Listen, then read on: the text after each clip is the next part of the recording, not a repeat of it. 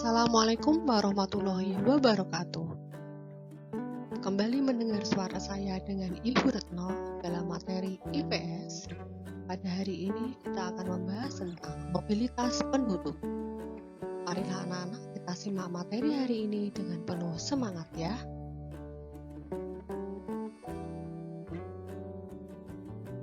Pengertian mobilitas penduduk. Mobilitas penduduk adalah perpindahan penduduk dari suatu daerah ke daerah lain. Secara garis besar, mobilitas penduduk dibedakan menjadi dua macam. Satu, mobilitas penduduk tidak permanen adalah perpindahan penduduk dari suatu tempat ke tempat lain yang bertujuan tidak menetap, hanya bersifat sementara atau yang disebut dengan mobilitas sirkuler. Macam-macam mobilitas sirkuler adalah sebagai berikut. A. Mobilitas ulang-alik atau mobilitas harian. B. Mobilitas bermusim.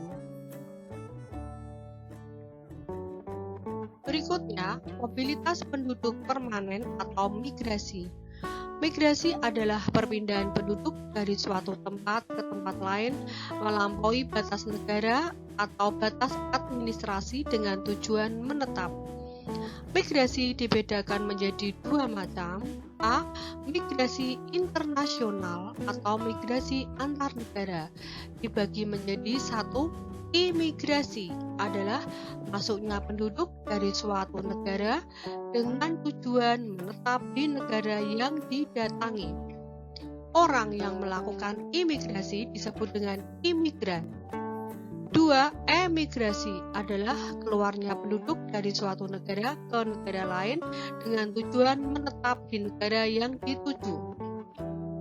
Orang yang melakukan emigrasi disebut dengan emigran. Berikutnya, migrasi nasional atau migrasi lokal adalah perpindahan penduduk dari suatu daerah ke daerah lain dalam satu wilayah negara. Jenis migrasi nasional adalah 1. Urbanisasi adalah perpindahan penduduk dari desa ke kota atau dari kota kecil ke kota besar. 2. Transmigrasi adalah perpindahan dari suatu pulau atau provinsi yang padat penduduknya ke pulau atau provinsi yang jarang penduduknya dalam satu wilayah negara. 3. Ruralisasi adalah perpindahan penduduk dari kota ke desa untuk menetap. 4. Evakuasi adalah perpindahan atau pengungsian untuk menghindari bencana alam atau perang. Akibat urbanisasi. Akibat negatif urbanisasi bagi desa adalah 1. Kurangnya tenaga kerja muda. 2. Sulit mencari tenaga terdidik untuk penggerak pembangunan. 3. Terhambatnya pembangunan di desa. 4. Produktivitas pertanian menurun. Akibat negatif urbanisasi bagi kota. 1. Meningkatkan kepadatan penduduk di kota, meningkatkan pengangguran, banyaknya lingkungan kumuh, gelandangan dan tunawisma, dan sering terjadi kemacetan lalu lintas. Akibat positif urbanisasi adalah A. Mengurangi pengangguran di desa. B. Adanya upaya pemerintah untuk mencegah arus urbanisasi. C. Pengadaan pembangunan secara desentralisasi. D.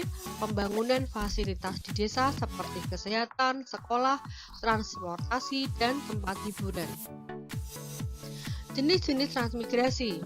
1. Ada transmigrasi umum, transmigrasi bedol desa, transmigrasi lokal, transmigrasi spontan, transmigrasi swakarsa. Penjelasan tentang transmigrasi bisa kalian lihat di LKS halaman 46. Baiklah anak-anak, semoga kalian bisa memahami dengan penjelasan saya hari ini. Untuk tugas pertemuan hari ini, jawablah pertanyaan di bawah ini. 1. Apa yang dimaksud dengan mobilitas penduduk? 2. Jelaskan pengertian urbanisasi. 3. Jelaskan pengertian transmigrasi. 4. Sebutkan akibat negatif urbanisasi bagi desa. 5. Sebutkan akibat negatif urbanisasi bagi kota. 6. Apa perbedaan dari imigrasi dan emigrasi?